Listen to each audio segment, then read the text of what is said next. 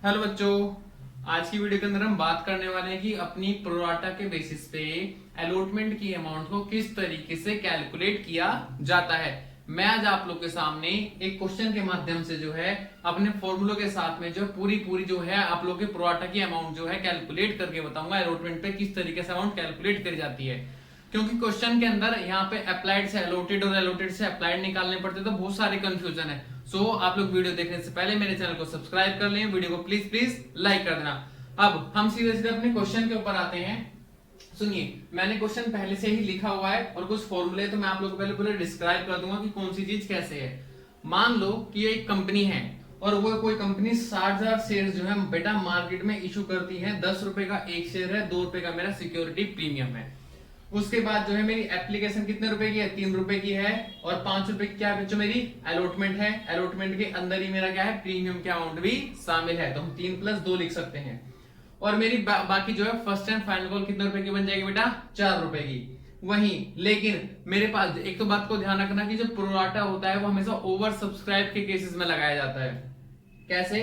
और यहाँ लोग मान लो कि मैंने मार्केट में कितने शेयर इशू कर दिए 60,000, लेकिन मेरे पास जो एप्लीकेशन आ गई बहुत सारी आ गई, तो मैंने उन एप्लीकेशन को कैटेगराइज कर दिया। कैसे कि जो पर्सन मेरे से 30,000 शेयर मांग रहे थे उसको मैंने कितने दिए 20,000, और जो मेरे से 50,000 मांग रहे थे उनको दिया मैंने 40,000, और जो 2,000 मेरे से मांग रहे थे मैंने उनको बोल दिया कि भैया मेरे पास पैसे खत्म हो चुके हैं, तो प्लीज आप लोग के साथ में मेरा टाटा बाय बाय।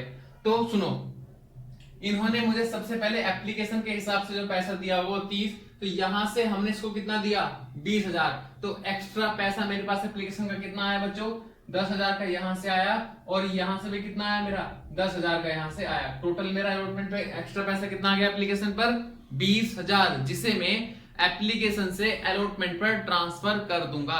और ट्रांसफर करने की प्रोसेस को क्या बोला जाता है प्रोराटा। तो मैं आप लोग के सामने एंट्री बना के चलता हूं। तो सबसे पहले एंट्री बनेगी मेरी bank account debit to share application. जितना एप्लीकेशन मुझे टोटल रिसीव हुआ है और टोटल रिसीव मुझे इतना हुआ है, इन सबको जोड़ोगे तो 82,000 बनेगा। तो बच्चों 82,000 जो टोटल आया है और एप्लीकेशन की अमाउंट कितने रुपए की है 3 रुपए की, तो इनको हम मल्टीप्लाई कर लेंगे। Next, share application account debit to share capital to share allotment to bank. आधे बच्चों को यहाँ पे कंफ्यूजन होती है ये एंट्री बनाने में, सर ऐसा क्यों आता है। तो बच्चों कंफ्यूजन होने की जरूरत नहीं, समझो इसको मैंने रिफंड नहीं किया, इसकी जो एक्स्ट्रा पैसे आ गए थे कैटेगरी फर्स्ट के उसको मैंने अलॉटमेंट पे ट्रांसफर करे, तो इसलिए यहाँ पे अलॉटमेंट आया। मैंने दूसरी बार भी जो है कुछ पैसा अलॉटमेंट पे ट्रांसफर करा, उसके लिए मैंने अलॉटमेंट लिखा, और जब कुछ पैसा मैंने रिफंड कर दिया था तो रिफंड के लिए मैंने क्या लिखा बच्चों बैंक लिखा। अब सुनो, यहां से ये वाली amount as it is copy हो जाएगी, इतने रुपए। कैपिटल में हमेशा बच्चों उतनी अमाउंट जाएगी जितनी की मैंने शेयर मांगे थे, और मैंने शेयर कितने मांगे थे 60,000, और 60,000 इंटू में कितना आ जाएगा बच्चों 3, और एक्स्ट्रा अमाउंट कितनी आ गई थी मेरे पास में 20,000, दोनों कैटेगरी को जोड़ के 20,000 इंटू में 3, और बैंक से बच्चों मैंने रिफंड कितना कर दिया था 2,000 शेयर्स इंटू में 3 रुपए। आई होप सो बात यहां तक समझ में आ गई होगी। लेकिन आप लोगों को ऐसे पेपर में मल्टीप्लाई करके नहीं लिखना, आप लोगों को डायरेक्टली लिखना है। मैं आप लोगों को केवल समझाने के पर्पज से ऐसा लिख रहा हूं। नेक्स्ट एंट्री बनेगी बच्चों मेरी अलॉटमेंट की कि share allotment account debit to share capital और to security premium, securities premium. अब मैंने मार्केट में मैक्सिमम शेयर इशू कितने करे होंगे, जितने मैंने मांगे होंगे 60,000 इंटू में 5, क्योंकि अलॉटमेंट मेरी 5 की है।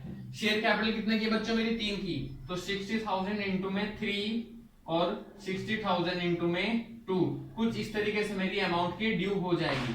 ठीक है। अब जब मैं बैंक की एंट्री बनाऊंगा तो देखना बच्चों, bank account debit to share allotment, ये मेरी रिसीव की एंट्री बच्चों।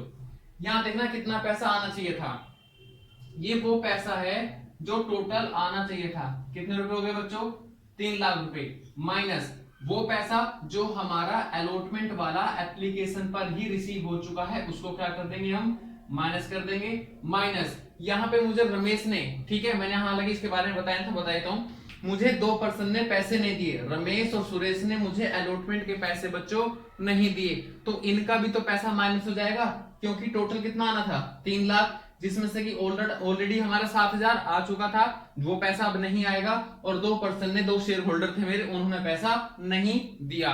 तो कितना कितना माइनस होगा, उसके लिए हम यहाँ पे वर्किंग नोट बनाएंगे और वर्किंग नोट के थ्रू हम बताएंगे। दूसरी चीज जो मेन कॉन्सेप्ट था बच्चों, रमेश ने 900 शेयर्स अप्लाइड करे थे कैटेगरी फर्स्ट से, उसने मुझे अलॉटमेंट के पैसे नहीं दिए। तो सबसे पहले मैं अप्लाइड है तो अलॉटेड निकालना है। दूसरे केस में सुरेश 600 शेयर्स अलॉटेड था, उसने भी अलॉटमेंट नहीं दिया, तो 600 शेयर्स जो अलॉटेड है उसका मैं अप्लाइड निकालना है। अप्लाइड से अलॉटेड, अलॉटेड से अप्लाइड, दोनों निकालने हैं, और दोनों के फॉर्मूले मैंने यहां रखे हैं।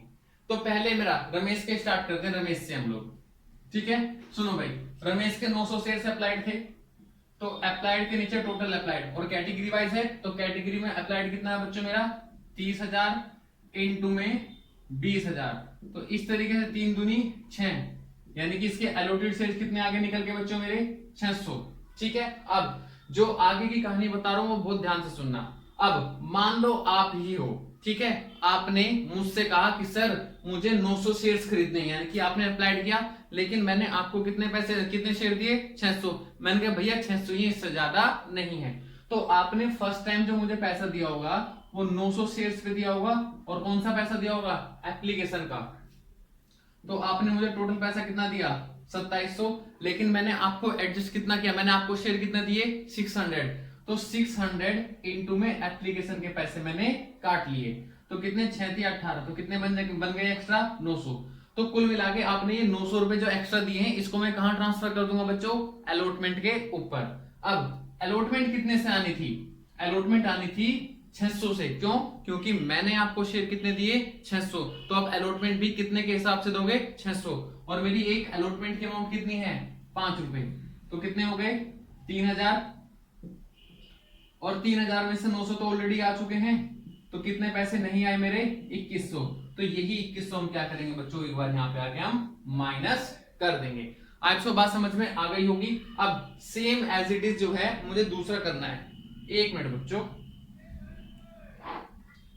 ठीक है, ये आप लोग प्लीज कॉपी कर लेना। अब मैं रफ करके जो है सुरेश का आप लोगों को बताने वाला हूं। अब सुनो, मेरा बोर्ड छोटा है जिस कारण से समस्या होती है।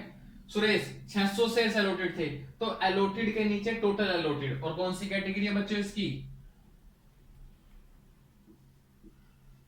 कौन सी कैटेगरी बच्चों, सेकंड, और सेकंड कैटेगरी में अलॉटेड कितने हैं इसके 40,000 शेयर्स, इनटू में 50,000, कितना कितना बनेगा आप लोग का बताना बच्चों एक बार, मेरे ख्याल से 1000 बन जाएगा।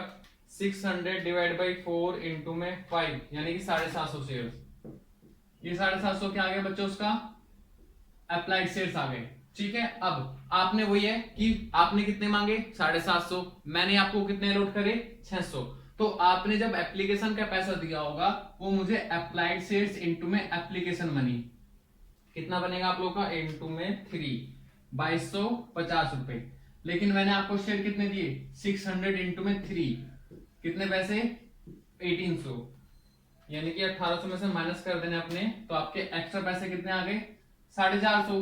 अब नेक्स्ट जब हम अलॉटमेंट पे ड्यू करेंगे, मैंने आपको शेयर कितने अलॉट करे हुए हैं 600, तो 600 इंटू में, और एक अलॉटमेंट की अमाउंट कितने रुपए की है 5 रुपए की, तो कितना बन गया आप लोग का 3000, जबकि आपको देने चाहिए थे लेकिन आपने मेरे पैसे नहीं दिए, लेकिन उसमें से कुछ एक्स्ट्रा पैसे तो आ चुके थे, मैं उसको क्या करूंगा 450 को उसमें से माइनस कर दूंगा, तो कितना बनेगा आप लोग का 2550, यानी कि इतने पैसे और आपको मुझे अलॉटमेंट पे देने चाहिए थे लेकिन आपने नहीं दिए, और इसी अमाउंट को जो है मैं दोबारा से यहाँ पे आके माइनस कर दूंगा, ठीक है। अब ये पूरा क्वेश्चन जो है कि बैंक में एडजस्ट करके लिख लेना, इस तरीके से मेरी पूरी अलॉटमेंट की अमाउंट जो है वो निकलेगी प्रोराटा के बेसिस पे।